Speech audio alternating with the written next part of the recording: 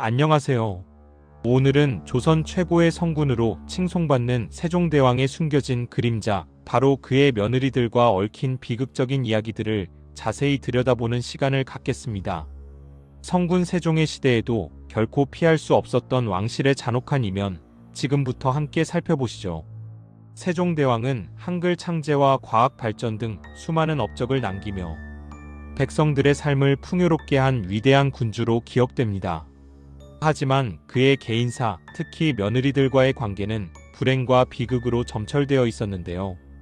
마치 거대한 산맥 뒤에 숨겨진 깊은 계곡처럼 세종의 빛나는 치세 뒤편에는 어둡고 슬픈 가족사가 드리워져 있었습니다. 왕실의 엄격한 규율과 후계 문제, 그리고 개인적인 불행이 겹쳐지면서 세종대왕은 무려 4명의 며느리를 배출해야 하는 아픔을 겪게 됩니다. 이는 단순히 개인적인 비극을 넘어 당시 왕실, 여성들이 겪어야 했던 고통과 한계를 여실히 보여주는 사례라고 할 수 있습니다. 지금부터 우리는 세종의 며느리들이 겪었던 안타까운 사연들을 하나하나 파헤쳐보며 당시 왕실의 민낯과 그 속에 숨겨진 인간적인 고뇌를 함께 느껴보고자 합니다. 과연 세종은 어째서 자신의 며느리들을 그토록 가혹하게 내쳐야만 했을까요? 그리고 그들의 패출 뒤에 숨겨진 진실은 무엇이었을까요? 이 모든 질문에 대한 답을 찾아가는 여정에 여러분을 초대합니다. 먼저 세종대왕의 맏아들이자 훗날 문종이 되는 왕세자의 첫 번째 세자빈 휘빈 김씨의 이야기부터 시작해볼까요? 휘빈 김씨는 꽤 오랜 심사숙고 끝에 간택된 인물이었습니다. 세종대왕은 첫 며느리를 들이는데 무려 3년이라는 긴 시간을 들여 신중하게 골랐다고 하죠. 당시 왕실에서 세자빈을 간택하는 과정은 매우 복잡하고 엄격했습니다. 여러 가문의 규수들이 후보에 올랐고 사주와 관상, 인품, 학식 등 다양한 기준을 종합적으로 평가하여 최종적으로 한 명의 세자빈을 선택했습니다. 휘빈 김씨 또한 이러한 치열한 경쟁을 뚫고 세자빈의 자리에 오를 만큼 뛰어난 배경과 자질을 갖추고 있었을 것입니다.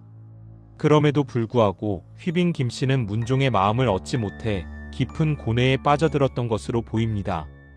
왕실 여인으로서 남편의 사랑을 받는 것은 개인적인 행복뿐 아니라 궁중 내에서의 입지와 후사를 얻는 데 결정적인 요소였습니다.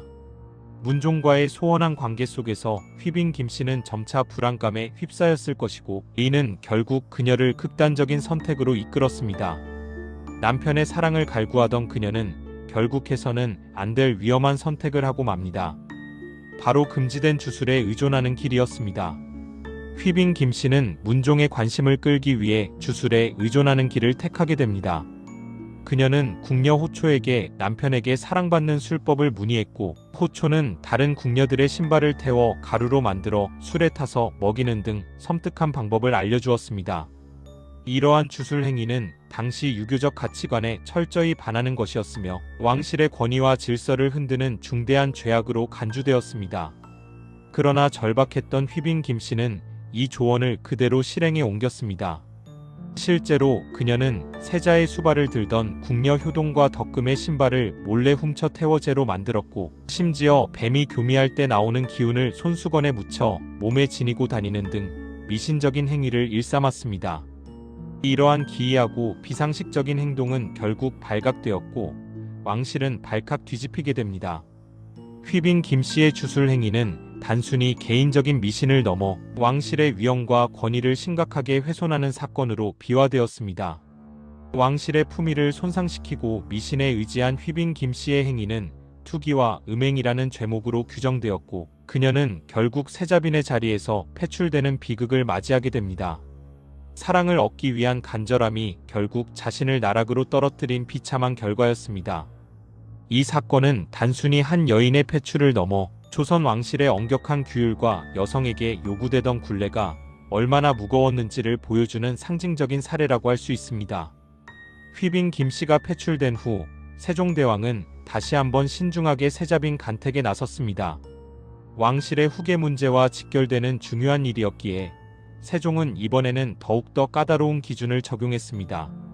실록에 따르면 두 번째 며느리인 순빈 봉씨를 간택할 때는 가문과 부덕뿐만 아니라 용모, 즉 외모까지도 중요하게 고려했다고 전해집니다. 이는 세자가 이전 세자빈에게 마음을 주지 못했던 이유 중 하나가 외모적인 불만이었을 수도 있다는 추측을 가능하게 합니다.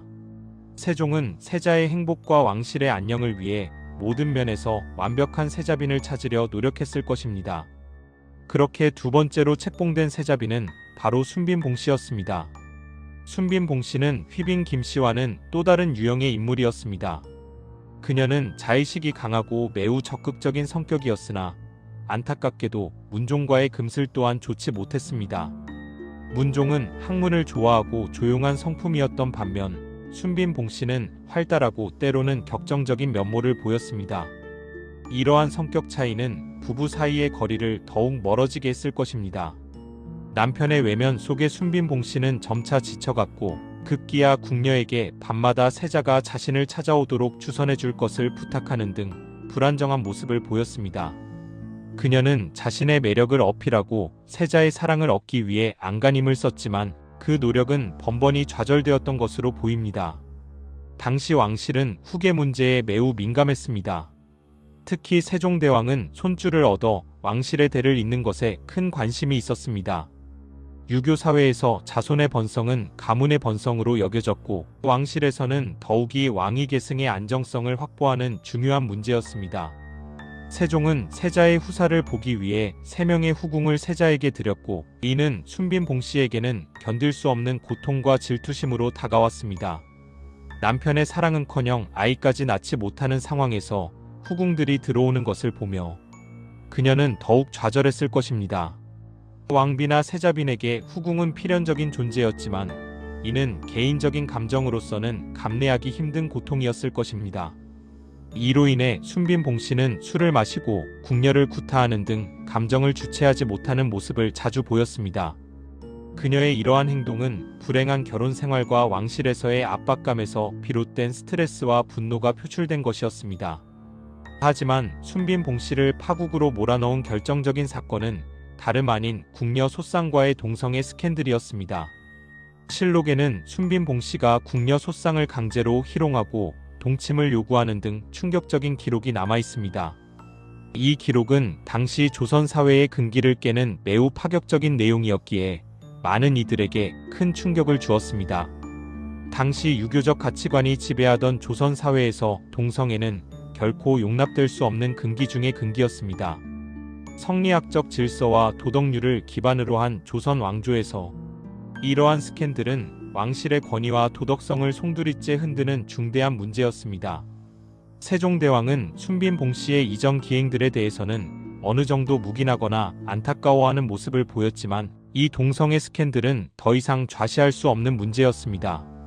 왕실의 존엄과 도덕성을 심각하게 훼손하는 일이었기 때문이죠.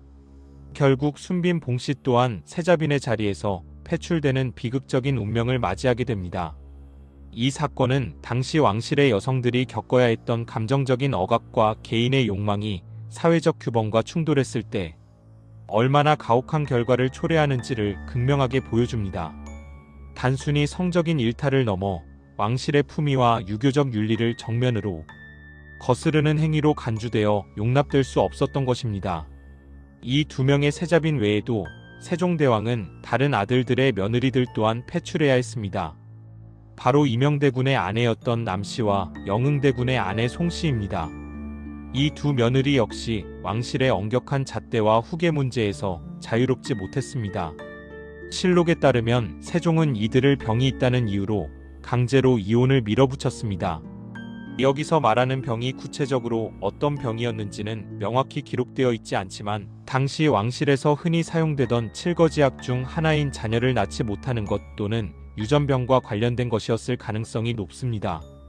칠거지약은 아내를 내쫓을 수 있는 7가지 이유를 뜻하며 시부모에게 불순종하거나 아들을 낳지 못하거나 투기가 심하거나 음행을 저지르거나 악질이 있거나 말이 많거나 도둑질을 하는 경우를 포함했습니다. 이처럼 자손의 번성을 중시하던 왕실의 관점에서 질병으로 인해 후사를 잇기 어렵다고 판단되거나 혹은 자녀를 생산할 수 없는 치명적인 결함이 있다고 여겨지면 왕실은 가차없이 이혼을 명할 수 있었던 것입니다. 특히 세종대왕은 자신의 아들들이 대를 잇지 못할 것을 염려하여 이러한 며느리들에게 단호한 결정을 내렸을 것으로 추측됩니다. 개인적인 감정보다는 왕실의 존속과 안정을 최우선으로 생각해야 했던 군주의 숙명이 작용한 것이죠. 자신의 며느리들을 패출하면서까지 세종대왕은 무엇을 지키고 싶어 했을까요?